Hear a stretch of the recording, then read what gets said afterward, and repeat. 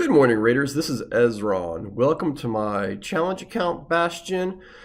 I think I will have limited playtime today just for real-life concerns, but I also wanted to log in and give an update. I think today will be a huge day just for this reason.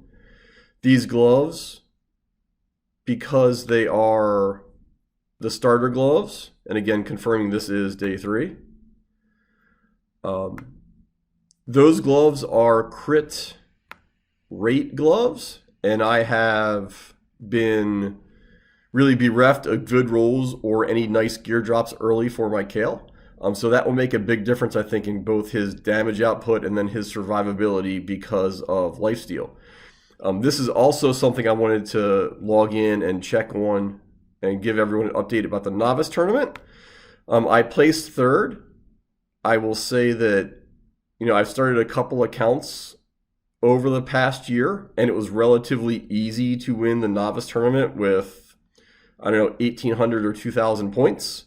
Now that lots of people are making accounts, it's significantly difficult. Like I said here, so I placed 3rd with 2,400 points, but the winner here had 5,100. So, if you're starting an account, end of January 23, the novice tournament is significantly difficult. Other than that, normally this would be an easy win in my experience for other things. I am happy to see a little bit of the rare skill tome. So I've got some energy to burn today. I'm going to go play as much as I can, and then I will try to give everyone an update at end of day with what day 3 looks like with new gear and a bit of limited playtime. So stand by for an update later, and I will let you know how the day progressed. And hello, Raiders. I am back. It is actually now, if you look at the login rewards, I am into day 4 of the account. As I mentioned earlier, I got almost no playtime yesterday, so I'm going to combine a day 3 and day 4 update. As this just says, I did get to level 30. I've been mostly doing a combination of working on missions. I now got to mission, I guess this is 76 plus 17. It's like 94, I think, if I'm doing the math right, which is just to get 2 rank 5 champions. So I've been spending a lot of time. If you go over and look, in campaign, I was able to get to Brimstone Path on hard. I really have made relatively little effort to 3-star the last couple of stages here. They all have a lot of force champions, which are quite difficult just because of affinity. My Kale doesn't really have enough power to deal with a couple of weak hits or something like that throws him for a loop. I do plan on trying to do that in advance of this weekend to get this sacred shard here. It is 2x sacreds.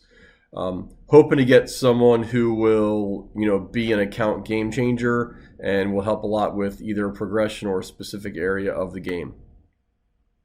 In terms of arena, it's pretty easy to get here into silver 2, sometimes silver 3. If I'm away for a couple hours, like in the office or something, I come back, with a fair bit of a beat down. But there's usually a couple of teams every refresh that, I feel comfortable on dealing with. I'm like, here's one. It's got a little higher team power. I probably won't do it because I've done enough missions for today, but I would take a chance if I needed to do that. Just to meet daily quests or for some other reason. I think the more interesting thing here today, to be honest, also is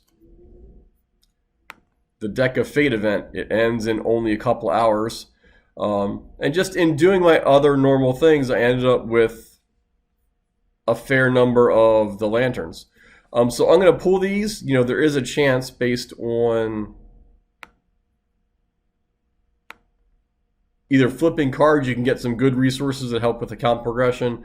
Maybe getting a soul would be nice, or some shards. Maybe extra XP to see what I can get. And if I happen to get a chest or something, that's additional stuff.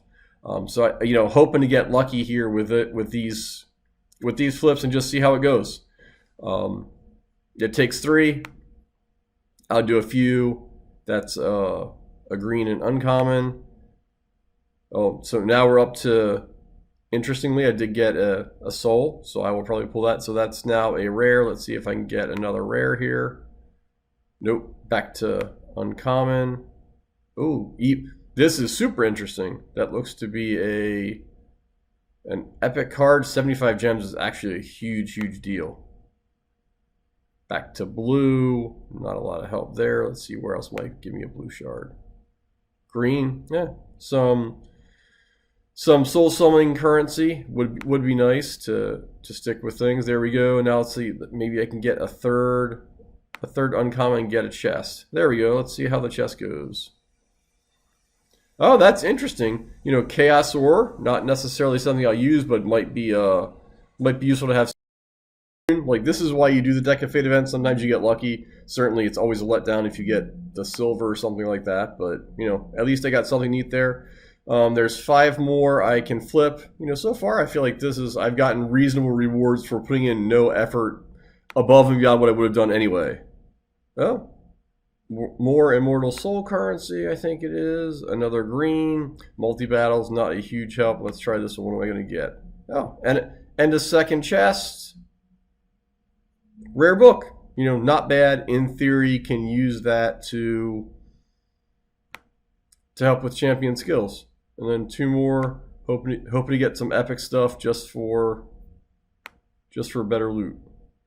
Oh, actually, that is not bad. I think it's at level 42. That let's go check and see when the Ultra Souls opened at 42. So I've got a little ways to go, but already got some currency there. Should I end up with a soul for someone I can use.